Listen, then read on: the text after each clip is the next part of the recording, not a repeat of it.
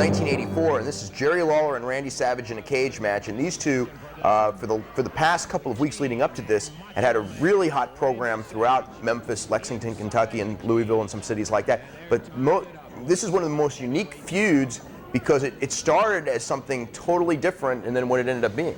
Well, they built this match up for almost 5 years. But they didn't know it. In competing promotions, but they didn't know it. Yeah. Randy Savage, his brother Lanny Poffo, and his father Angelo Poffo had a reputation throughout the wrestling industry as outlaws. They didn't want to follow the pattern. They didn't want to work for... they even sued the NWA, didn't they? Oh, yeah. For blacklisting. They filed a bunch of antitrust lawsuits against the NWA and the established promoters in the territories. Basically, the only people that would work for the Poffos and Savage at that point were guys that had been blacklisted for going opposition to other established promotions. Guys like Bob Orton Jr. at one time, and Bob Roop and Boris Malenko and a lot of other guys. Ronnie Garvin at one point when he split from Southeastern Wrestling in Knoxville. So they had a band of basically guys who could not get booked. Even though they were some of the greatest talents in wrestling, they couldn't get booked by the established promoters. So they ran International Championship Wrestling for 5 years in the Jarrett's promotional area, and part of the deal was that they would challenge. They went to the arenas many times. Oh yeah. Oh, they would stand out back of Rupp Arena in Lexington, Kentucky, and challenge the wrestlers to fights when the Jarrett's wrestlers, when they came into the arenas. They'd buy ringside seats, and they would heckle them and stuff? They would heckle them at ringside. As a matter of fact, there was one celebrated incident where Randy Savage caught Bill Dundee in Nashville, in Hendersonville, as a matter of fact, Tennessee, coming out of a gym and used a set of brass knucks on him and basically broke his jaw and caused him to have surgery. He was out for 3 months. It was a bitter promotional war where the Poffos and Randy Savage and their guys would do anything they could to humiliate or to embarrass the wrestlers that worked for Jarrett and Lawler. I remember them going on, because we used to get the Poffos television show. I remember them going on there and giving, real names at a time when you didn't do this, and they would, try to expose Tojo Yamamoto or people like that, going like, he's not really Japanese or whatever. Oh, there was a $100,000 turkey challenge at one point. Savage was going to challenge 3 guys at once, right? Randy Savage would put up $100,000 against Jerry Lawler, Tojo Yamamoto, and Jerry Jarrett. If all they would put up was a turkey. And of course it was all a ploy because the ICW promotion was number 2, remained number 2. And they never really got a strong foothold. They never really got a strong foothold, but they were always trying to intimate to the people that some of Lawler and Jarrett's wrestlers would appear on their shows to try to draw a house. Finally, Or just to run down. Just to run them down. Just to run them down, because I remember they would go in there when the guys, and these guys, to their credit, the ICW, they had some tough guys and they had some great athletes, and they would try to say like Jerry Lawler is not really an athlete, he was an artist, and things like that. Absolutely. Yeah. And so finally, by the time this match came about in 1984, ICW was about to fold. The Poffos had decided, well, we can't do this anymore. We can't run this promotion anymore. And possibly, maybe because there's been this 5 years of build-up from this match that we never thought would take place, maybe we can have it. So they had it. They called Jerry Jarrett and they made an agreement. And Lawler and Savage drew record crowds in Memphis and Louisville, Kentucky, and Evansville, Indiana, Lexington, Kentucky, and Nashville, Tennessee, and everywhere, because Savage, without question, was one of the top athletes in this business. Another thing that I remember, and I will always remember this, is that when Randy Savage, the first time he showed up on that Memphis television, that was an angle that they made you think was, I remember watching it and just going like, this is one of the most tremendous angles, because it wasn't comedy. They came in there like the quote outsider angle that's never done right. Well, that was done right. Yeah. Well, that's the one thing that it's a tribute to the genius of Jerry Jarrett, I think, above all else, that Jerry Jarrett knew how to present something that was totally believable, that was totally credible, that absolutely could happen and could capture the people's imagination. That was his strong point. And when he did something like that, it always resulted in an attendance increase, because the people had to see what was going to happen. They couldn't call it. Jerry Jarrett was a master, and Lawler was a master of psychology as well, at creating a situation where people did not know what the outcome was going to be, and that's a very hard thing to do in this business. And also, I think that they had more different ways to get to certain things. Like it wasn't a lot of promoters in that era were very patterned. You could see where they were coming from and everything. Whereas these guys, there's a lot more diversity in the way they did their angles. The pattern in Memphis was there was no pattern. Yeah. And one of the things that's very interesting about watching this is just, what a tremendous athlete Randy Savage was. Now, Randy Savage in 1984, I guess, when this match was taking place, he was 31 years old, so he's like in his prime. And, the reflexes and the speed in the ring and the innovative maneuvers. And, of course, Lawler was a different kind of a great worker than Randy Savage. I mean, Lawler was a ring psychologist and someone who knew how to make other people look good. And I'll tell you what, Lawler never worked out a day in his life in a gym, but a lot of people underestimate Lawler for that. And I remember being in the locker room, and a lot of times at WWF TV tapings, where when Lawler would go to the ring to wrestle, a lot of the guys would get up and leave the monitor, and that's exactly when they should have been sitting there, because they'd watched 15 matches with guys doing moonsaults and flips, and then when the guy that can come out there and show them how to have a match, how to use body language, how to use psychology, how to do the right thing at the right time, when he would get in the ring, the people would leave. And that just showed that they didn't have a grasp on the business. Look at Savage. Savage was a daredevil. Savage would put his body on the line. And that's something that at the time was revolutionary as well. That cage was revolutionary, too. I mean, I don't think we'd... That was a big cage.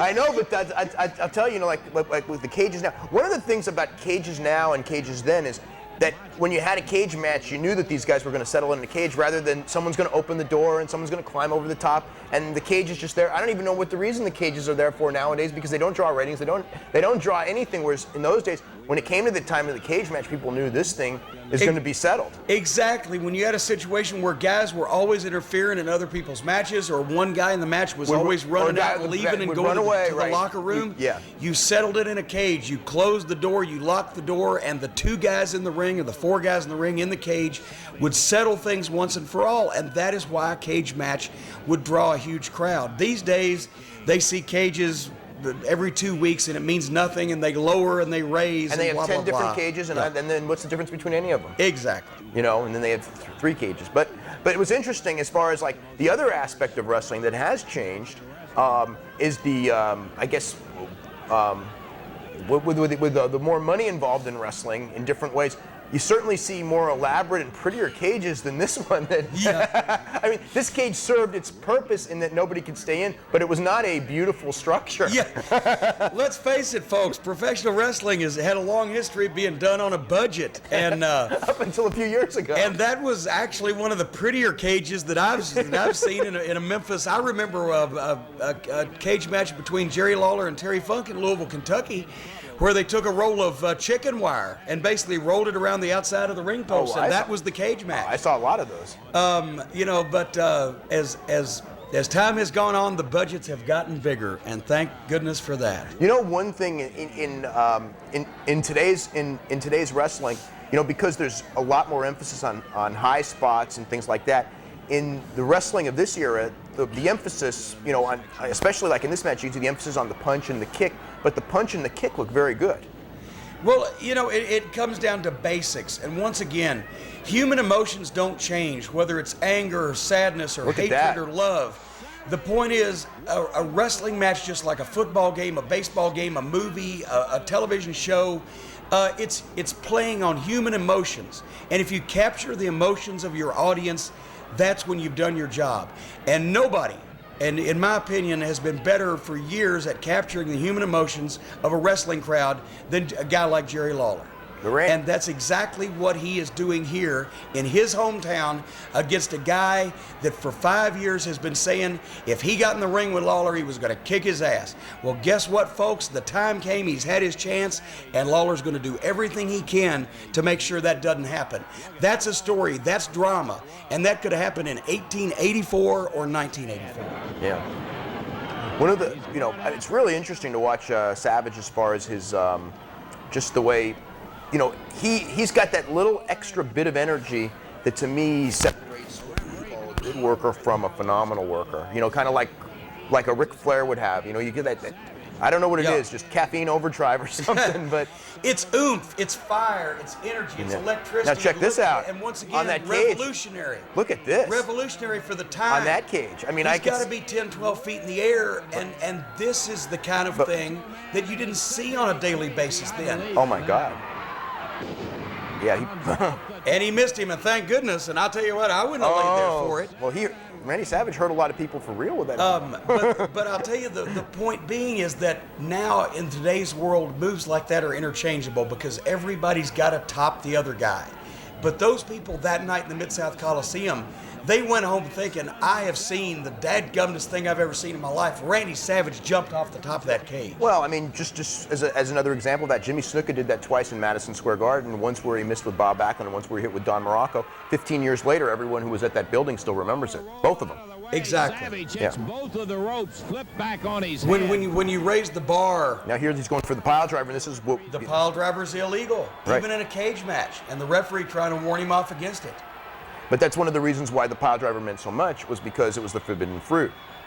Exactly, and when you pile drive somebody, they didn't get up. Yeah. And they teased a lot. You can see they're teasing this pile driver for a long time. He's trying to fade Savage back. Lawler also had one of the better pile drivers. Wait a minute, and Savage comes out of it. Lawler had one of the better pile drivers, which was exactly what hospitalized Andy Kaufman in 1982, just a couple of years previously, in that very same building.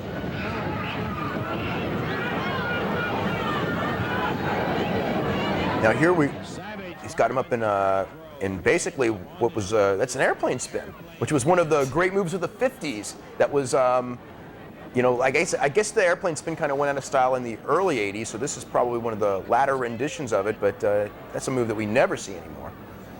And once again, that's a move that all the young kids could learn some from history, because it's a move that never goes out of date. Look, both guys are busy. Lawler nails Savage. Both guys are down. The dizziness factor from being spun applies to the spinner as well as the spinnee. But here's another reason why they had this huge cage, because so much of Savage offense came from the top rope to the floor. He had to be able to have room to do what he did best. So they created a cage that not only surrounded the ring, but surrounded the ring side area as well, so there'd be room for each man to do his own thing. The other thing was the cage also meant blood. Oh, without question. Because as JR would say, Jim Ross, when flesh meets steel, the steel is not what gives. Yeah.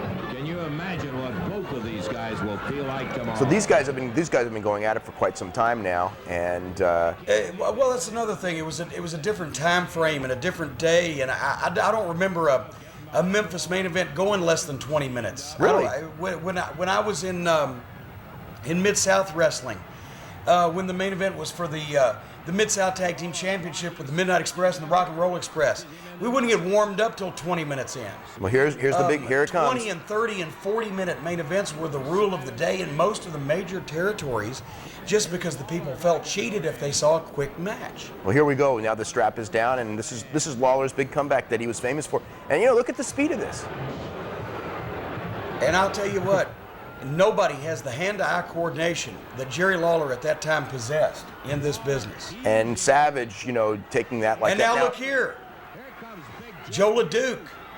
Joe LeDuc, who was one of the arch enemies of Jerry Lawler, who had legendary matches with him. Check it out. Someone did through get the it. late 70s and early 80s. Someone did get in the cage. Yeah, but he was able to jerk the ring steps over, climb the cage, go to the top rope. Lawler never saw him coming. And there's a 300-pound man jumping off the top rope at a time when that didn't happen very regularly either.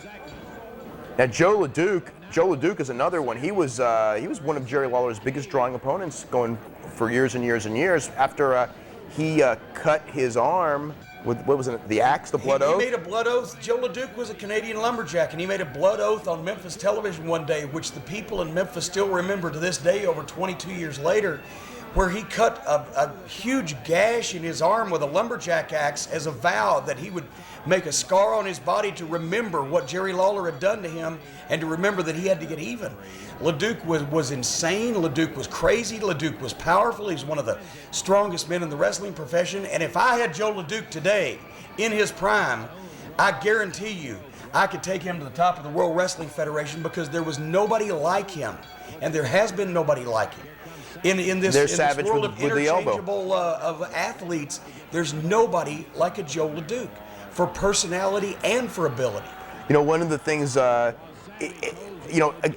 like the kind of look of wrestlers, the wrestlers all looked in all shapes and different sizes. And now, like you said, there's sort of a look that a wrestler has to have. A lot of the guys in those days didn't have it, but they had that big bully look. I've never seen anybody that people were more scared of than Joe LeDuc, because they legitimately believed that he was out of his mind. And because of the eyes. The eyes and the facial expression, the things he said. And as a matter of fact, I'm not sure he wasn't out of his mind, to be honest with you. Every wrestler in the locker room now trying to come in there and help Lawler, too many of them to even count, but once again, that was the order of the day. Get the bad guy wrestlers out safely and quickly, but nobody would mess with Joe LeDuc. As you see, nobody was going to touch he or Savage because the people thought they were legitimately demented.